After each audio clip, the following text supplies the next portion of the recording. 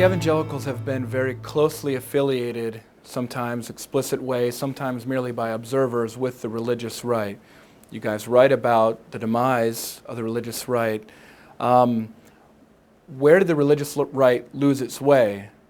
But also, what are the ways that we can even, going forward, continue to learn from what the religious right did? Well, we try to have a balanced critique in the book. The religious right had many democratic virtues and achievements. It led Christians back into social engagement beginning in the 1970s after a period where Christians had withdrawn from the public debate after the fundamentalist modernist controversy. It engaged them in politics in a way they had not been before, and that's important for our entire society. It raised a series of moral issues that remain quite important. I'm strongly pro-life. I believe very much in family issues. And the religious right, we argue in the book, didn't bring the kingdom of God and didn't achieve everything it wanted. But it did prove that these issues have a real value, importance, and appeal in America and continue to do so.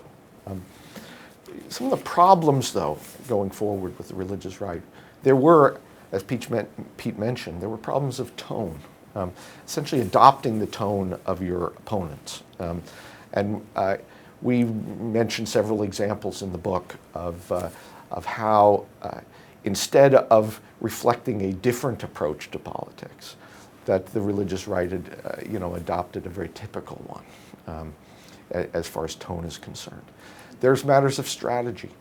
The religious right became, I think, too closely associated with just one political ideology.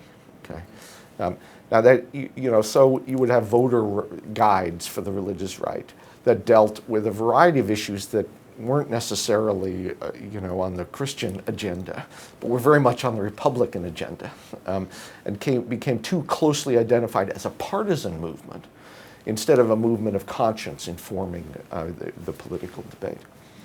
And we argue in the book that there was a theological problem in the religious right, in identifying America as somehow the new Israel, and then making arguments and claims that American suffering or problems in our country or other countries were related to national sins.